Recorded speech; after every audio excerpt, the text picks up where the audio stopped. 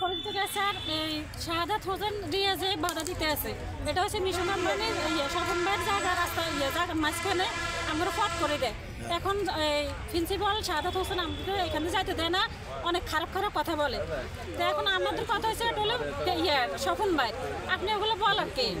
এরপরে আমাদের মানে স্বপন ভাই নিয়ে অনেক কথা বলতেছে, স্বপন ভাইয়ের খারাপ ব্যবহার দিতে আছে। কিন্তু স্বপন ভাই তো জনগণ ভালো চাইছে, মামলা করবে সে কি জন্য? এটা হলো স্বপন ভাইয়ের জায়গা। চলাফিরে করে, হাঁটা চলাফিরে করে, 1-150 ফ্যামিলি। এই বাড়ির নাম কি? কোন বাড়ি? এই যে জায়গাটার নাম কি?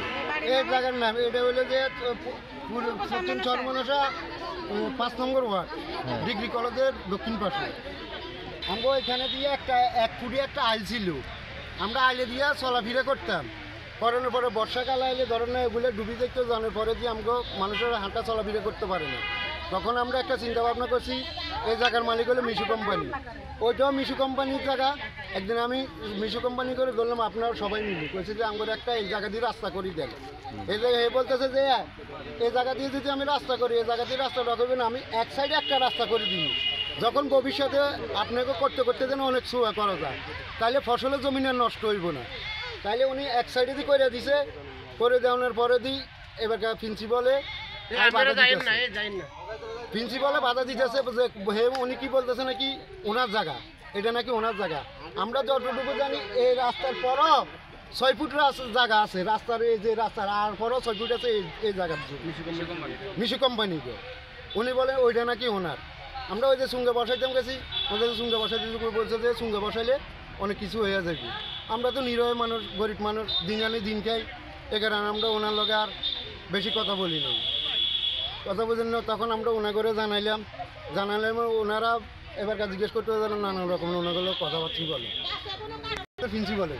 ওনার কি এখানে জমি আসেনি? হ্যাঁ, ওনার কোনো জমি আসেনি। ওনার কোনো জমি নেই, জমি আছে ওই যে ওই কর্নারে। আমরা যেন এখানে তো চলাফেরা করতে পারি, আর আমরা প্রিন্সিপালের বিচার চাই। আমাদের কাজ কেন বাধা দিল উনি?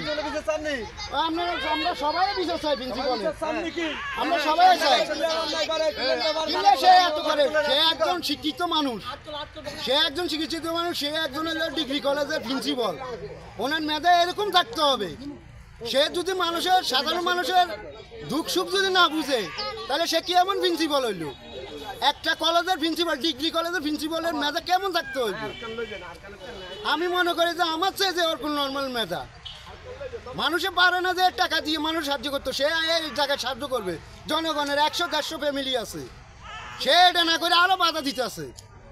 সে কি? সে তো দেশেরও নাগরিক না, এর দেশের শত্রু।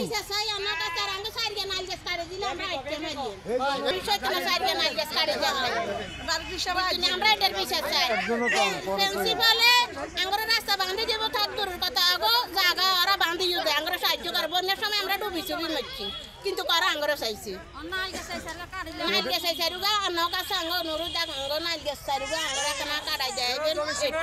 আমরা এখন গায়ে গোয়া যাইতে কত আমরা কি এক ডিসিশন কিনতে পারি।